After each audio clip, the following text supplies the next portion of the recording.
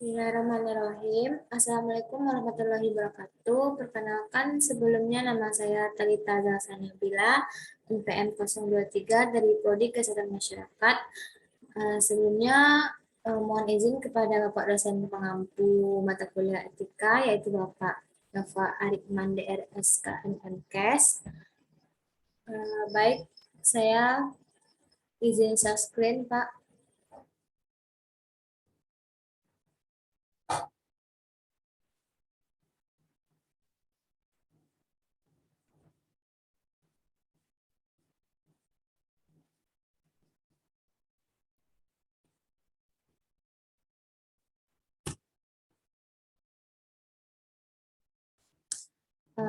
Baik, semoga share screen dari Tabita bisa dapat terlihat dengan jelas.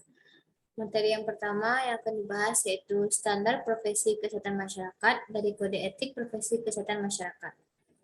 Yaitu pada tahun pembahasan pertama, yaitu pada tahun 1969 pada institusi sosial etika dan kehidupan. Maksud dari sini yaitu landasan dari etika merupakan poin-poin penting sebagai panduan dalam menganalisa dilema moral di bidang kesehatan. Kode etik tersebut dapat menjadi suatu acuan dan juga panduan bagaimana praktisi kesehatan masyarakat bertindak sehingga tidak melanggar kode etik yang ada sebelumnya dan meminimalisir pandangan negatif dari masyarakat segala kode etik yang dibuat baik untuk kesehatan masyarakat maupun mengatur praktis kesehatan itu sendiri. Kode etik ini juga tidak terbatas kepada sumber daya manusia yang ada, namun juga meluas ke sumber daya barang yang sejatinya diperuntukkan untuk meningkatkan suatu kualitas kesehatan masyarakat yang ada.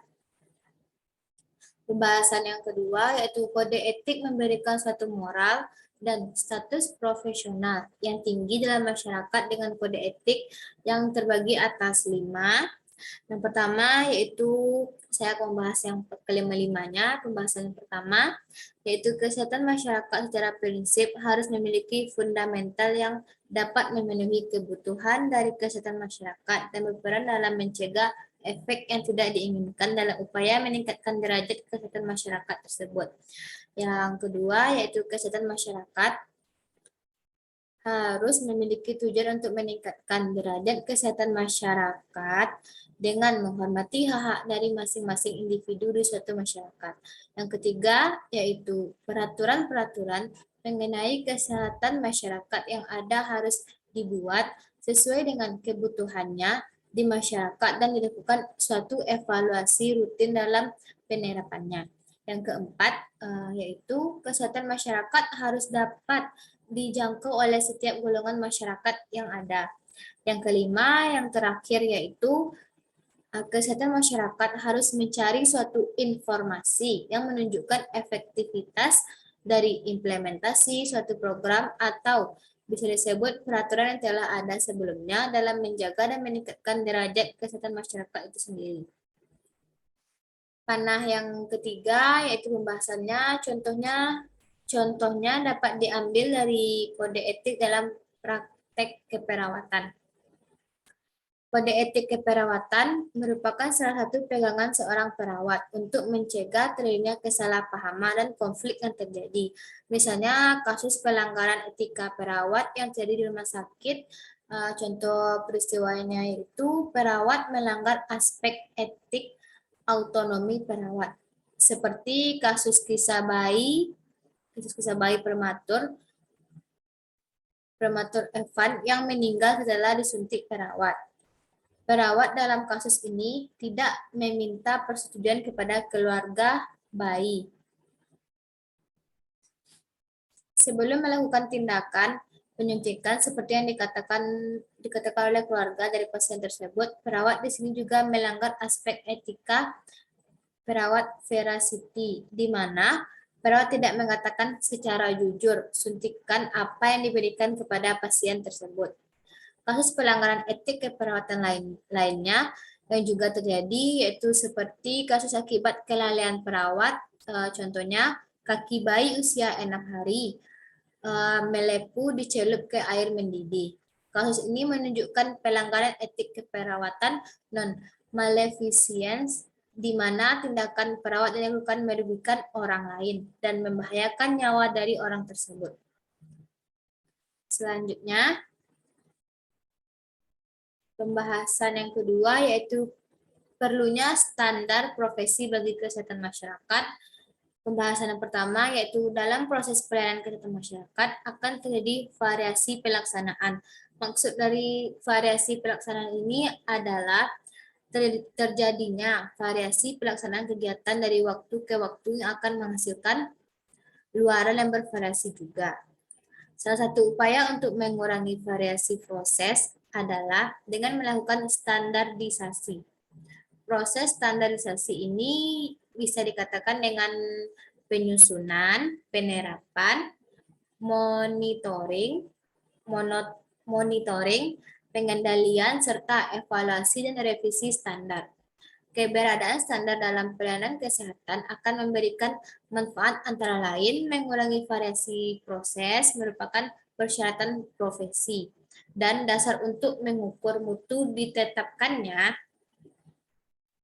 Standar juga akan menjamin keselamatan pasien dan petugas penyediaan pelayanan kesehatan. Dikuranginya variasi dalam pelayanan akan meningkatkan konsistensi pelayanan kesehatan, mengurangi morbiditas dan mortalitas pasien, meningkatkan efisiensi dalam pelayanan, dan memudahkan petugas dalam pelayanan. Pembahasan yang kedua, berdasarkan Undang-Undang Nomor 36 Tahun 2014 tentang tenaga kesehatan dalam pasal 66 antara lain ada pembahasannya 5 jenis. Yang pertama yaitu setiap tenaga kesehatan dalam menjalankan praktik berkewajiban untuk memenuhi standar profesi, standar pelayanan profesi, dan standar prosedur operasional. Yang kedua yaitu standar profesi dan standar pelayanan profesi sebagaimana yang dimaksud pada ayat 1 untuk masing-masing jenis tenaga kesehatan ditetapkan oleh organisasi profesi bidang kesehatan dan disahkan oleh Menteri. Yang ketiga yaitu standar pelayanan profesi yang berlaku universal ditetapkan dengan peraturan Menteri yang tadi. Yang D, standar prosedur operasional sebagaimana dimaksud pada ayat 1 ditetapkan oleh fasilitas pelayanan kesehatan.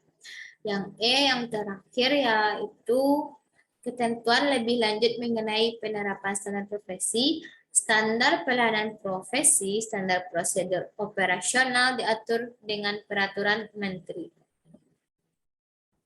Pembahasan yang ketiga yaitu contoh yang dapat diambil misalnya dari profesi dokter. Mengapa saya ambil dari profesi dokter?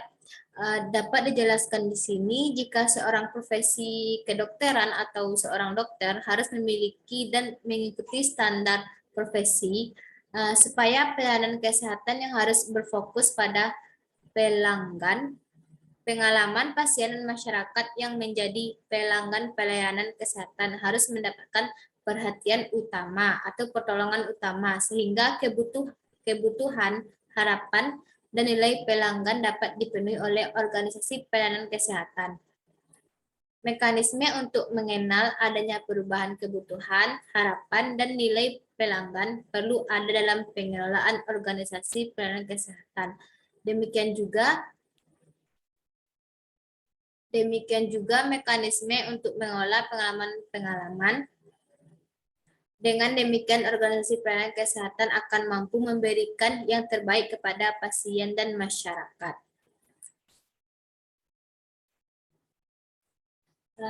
Baik, sekian presentasi materi dari Talita. Semoga Bapak puas. Assalamualaikum warahmatullahi wabarakatuh.